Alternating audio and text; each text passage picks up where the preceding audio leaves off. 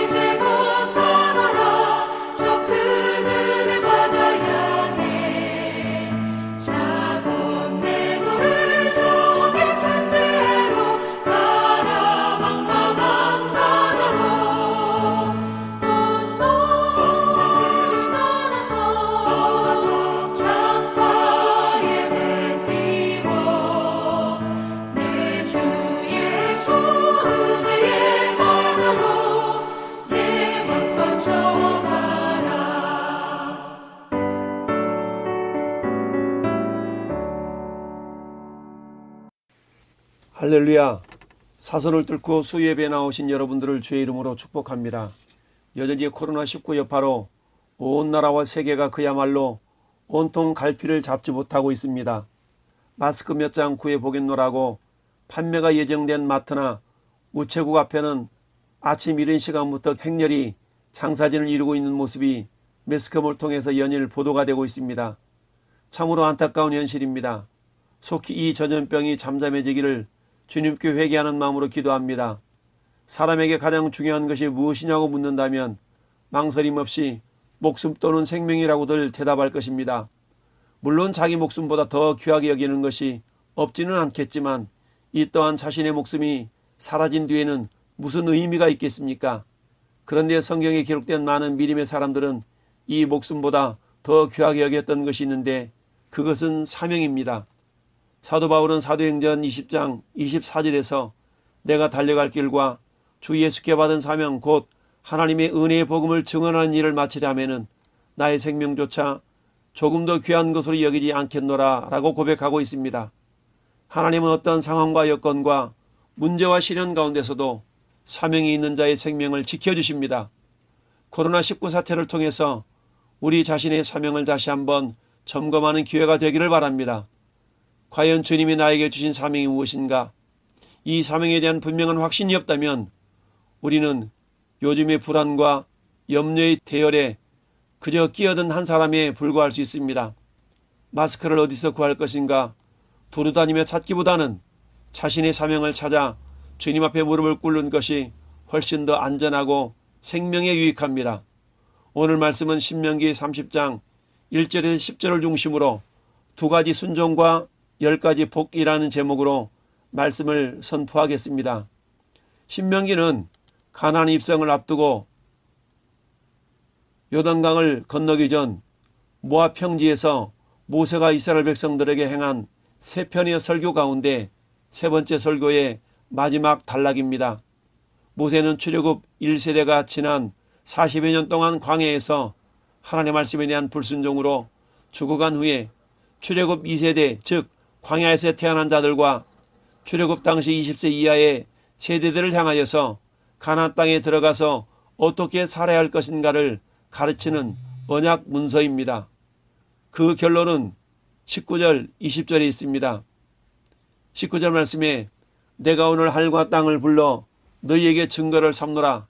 내가 생명과 사망과 복과 저주를 내 앞에 두었은즉 너와 내 자손이 살기 위하여 생명을 택하고 20절 말씀에 내 하나님 여호와를 사랑하고 그의 말씀을 청종하며 또 그를 의지하라.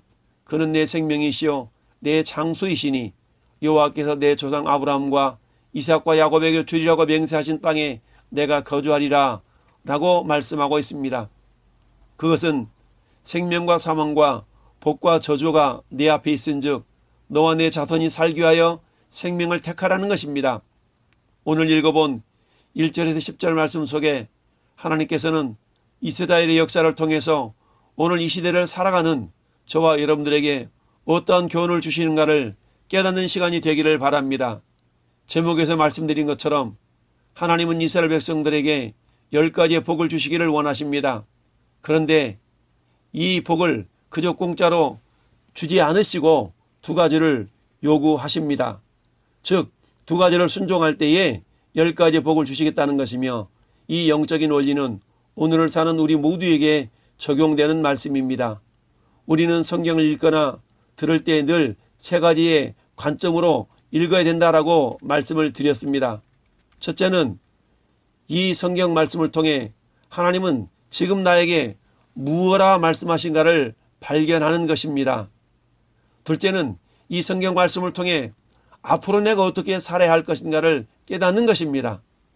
셋째는 이것을 위하여서 내가 행하여야 할 것과 버려야 할 것이 무엇인가를 알고 그대로 순종하는 것입니다.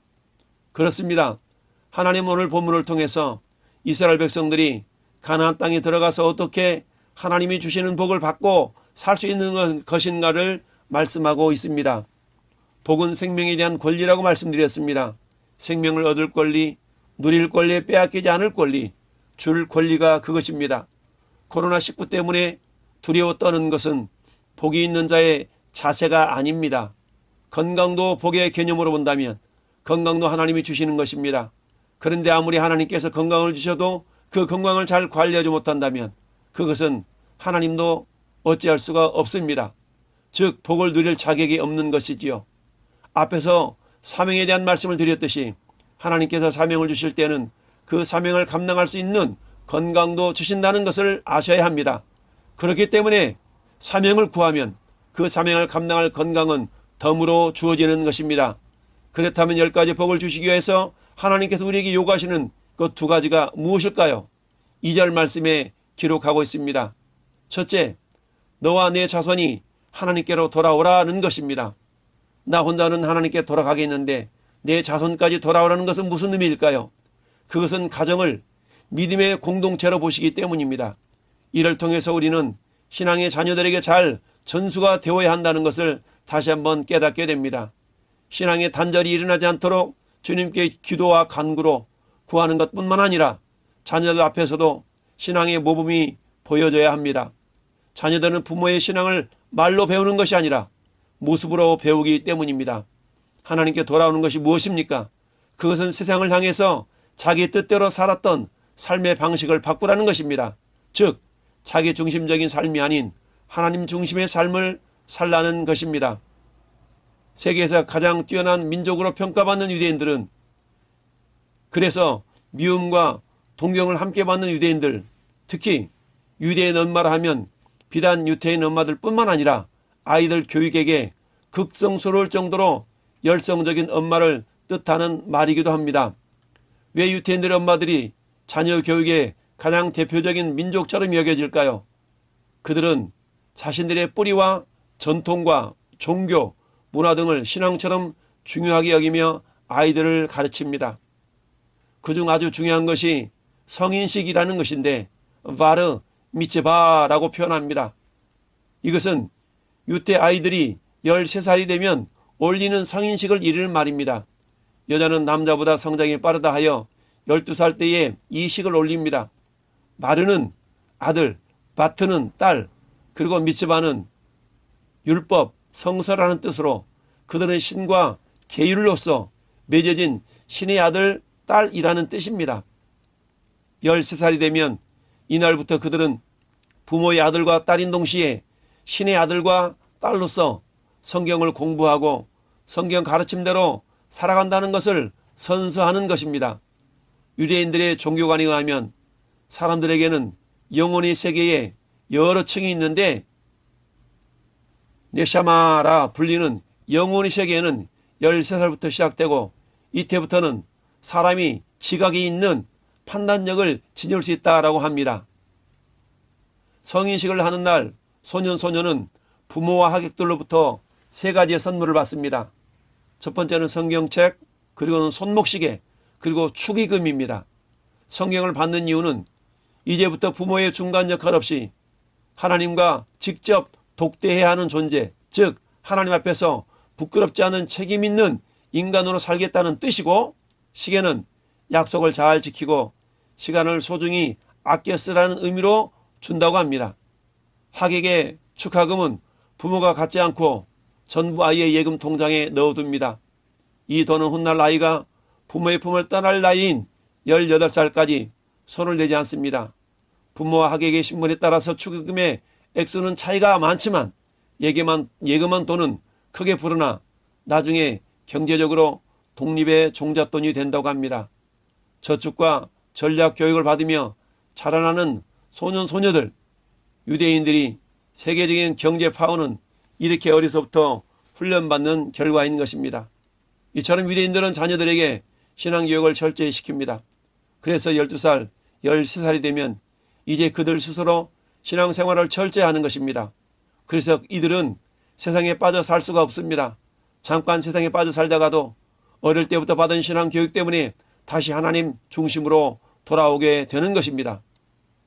둘째, 하나님이 이스라엘에게 요구하시는 것은 마음을 다해 하나님 말씀을 청종하라는 것입니다. 즉 샤마하라는 것입니다. 하나님 말씀을 경청하면 믿음이 생기고 믿음이 생기면 자연히 말씀을 순종하게 되는 것입니다. 이 순종은 억지로 되어지지 않습니다. 우리를 구원하신 하나님의 은혜를 깨닫고 그 은혜를 아는 자라야 하나님을 사랑하며 말씀에 순종하게 됩니다.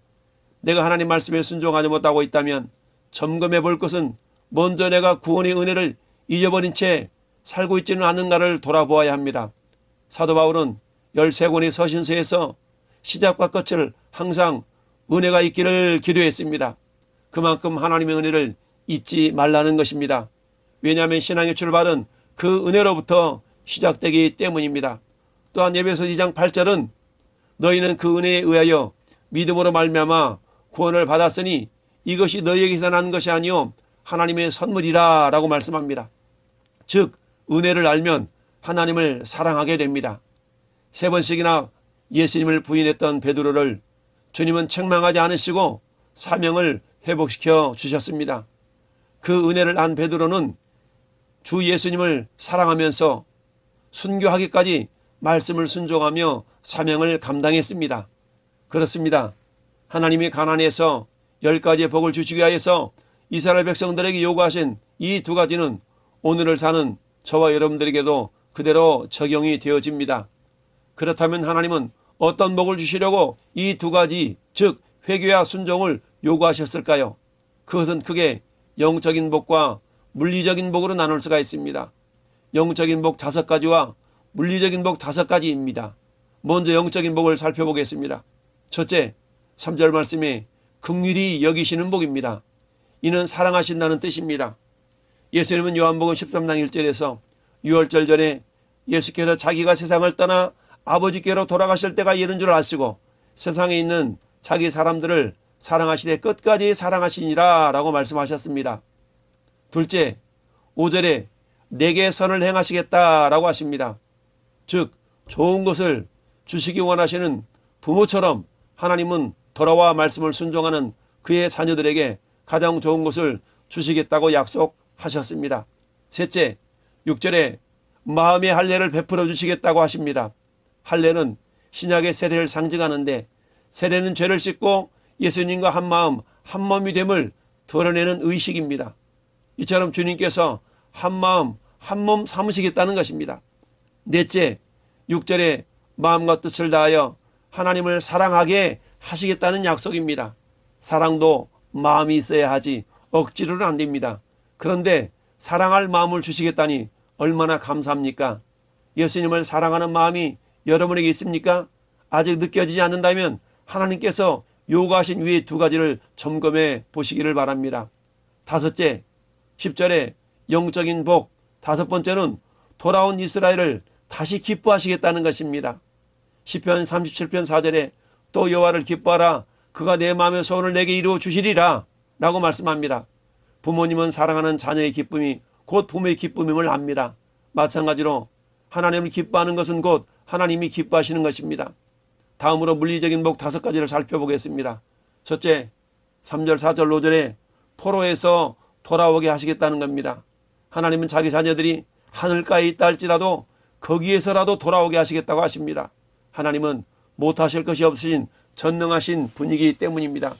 건강의 포로, 중독의 포로, 재정의 포로, 염려의 포로, 우리는 사단에 의해서 다양한 포로로 끌려가 있습니다. 하나님은 그 포로의 상태에서 축복의 자리로 회복시켜 주시겠다고 하십니다. 둘째, 5절에 약속한 땅을 다시 얻게 하십니다. 하나님을 떠난 이스라엘은 아수르, 바벨론에 의해서 멸망을 당해서 먼 나라로 포로로 끌려갔습니다. 그런데 회개하고 하나님의 말씀을 순종하기로 작정한 이스라엘을 마침내 하나님은 가나안 땅으로 돌아오도록 회복시켜 주셨습니다. 셋째, 하나님께서는 5절 10절에서 더 번성하게 하시겠다고 하십니다. 넷째, 6절에서 잃어버린 생명을 얻게 하시겠다고 하십니다. 다섯째, 10절에 손으로 하는 모든 일과 자녀와 가축과 토지의 소산까지 복을 주시겠다고 하십니다. 그렇습니다. 하나님 우리에게 주실 것이 무한합니다. 그러나 그저 주시지 않습니다.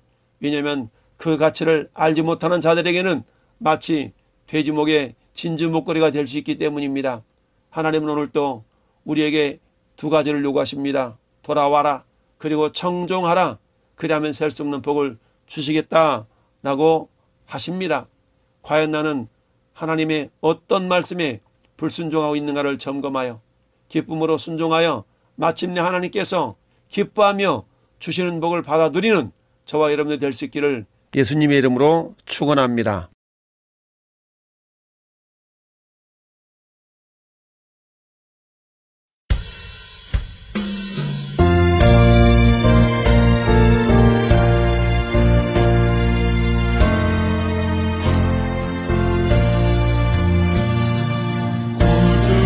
광풍이 불어 큰 물결이 일어나 온 하늘이 어둠에 쌓여 피할 곳을 모르니 우리가 죽게 된 것을 안 돌아봅니까? 깊은 바다에 빠지게 될 때 주무시려 합니까? 큰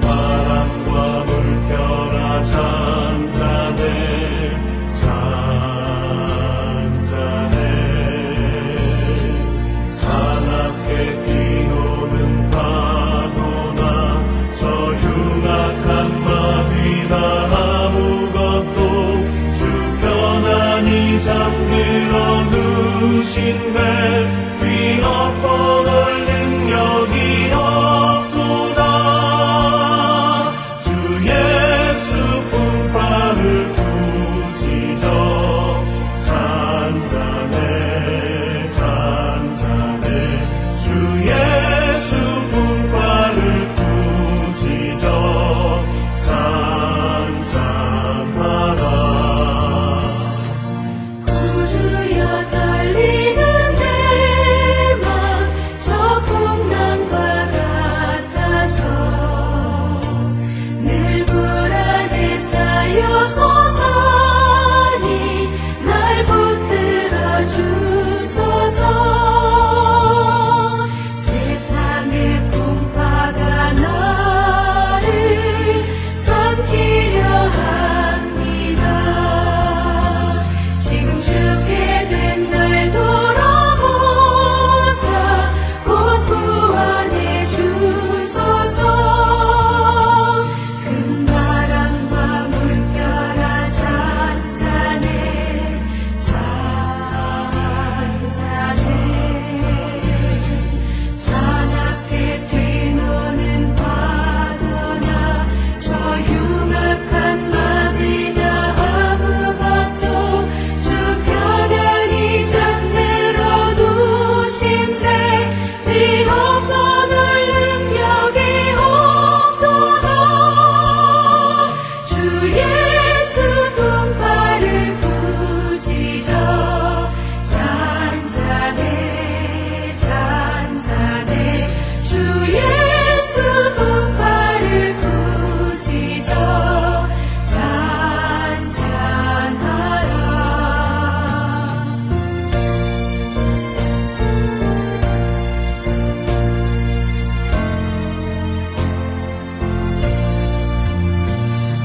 사나운 광풍이 저고 큰 물결이 그치니 그 잔잔한 바다와 같이 내 마음이 편하다. 구주여 늘 함께 계셔 떠나지 마소서. 복된 항구에 즐거이 가서 그 언덕에 쉬리라. 큰 바람과 물결아 잔잔해 잔잔해 산 앞에 뛰노는 파도나 저 흉악한 마비나 아무것도 주 편안히 잠들어 두신대 위협권을 능력이 없도다. 주 예수 품바를 부지저 잔잔해 잔잔해 주 예수 품바를 부지저 잔잔하라. 이제는 길이요 진리요 생명이신 우리 구주 예수 그리스도의 은혜와 독생자 죽이시기까지 우리를 사랑하시는 하나님 아버지의 크신 사랑하심과 지금도 우리 안에서 주께 돌아와 그 말씀을 청종하는 자들에게 한없는 복을 주시겠다고 역사하시는 성령 하나님의 감화감동 내주 충만하심이 겸손히 주 앞에 돌아와 말씀을 청종하기로 마음에 결단한 모든 성도들 머리 위에와 가정과 직장과 생업 위에 자녀들 머리 위에 그리고 기도 제목 위에 이제로부터 영원토록 함께 있을지어다. 아멘.